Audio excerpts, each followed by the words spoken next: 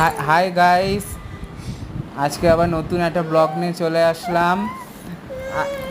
এটা আমাদের ঘরের প্রসেসিংয়ে তৈরি এই একটা নতুন ওয়েলকাম ড্রিঙ্কস। গরম যা পড়েছে, আমার ওয়াইফ সে নিজের হাতে এটা আমাদের মানে বাড়িতেই পুদিনা গাছ লাগানো পুদিনা গাছটা হয়েছে। এই পুদিনা গাছ দিয়ে আমাদের বাড়িতে নানা রকম শরবত, তারপরে কোনো রান্নাতে এই পুদিনা গাছের মানে পাতা ইউজ করা হয়। এবং পুদিনা গাছের পাতা দিয়ে শরবত খেলে শরীর নাকি খুব ভালো ঠান্ডা হয় শরীর। তারপরে এই পাতাটাকে ভালোভাবে ধুয়ে নিয়ে পেস্ট করে পাতাটা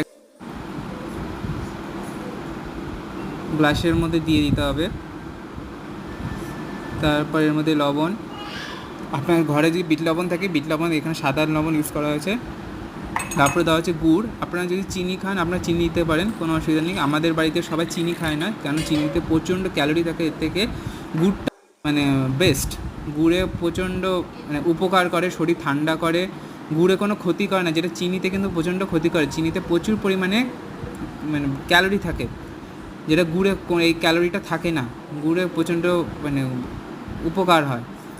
এর মধ্যে জলজিরা দিয়ে দিয়েছে, সঙ্গে গন্ধরাজ লেবুটা খুব সুন্দর, দুটো বরফ দিয়ে আর তৈরি হয়ে গেল ঘরে তৈরি করা ওয়েলকাম ড্রিঙ্কস।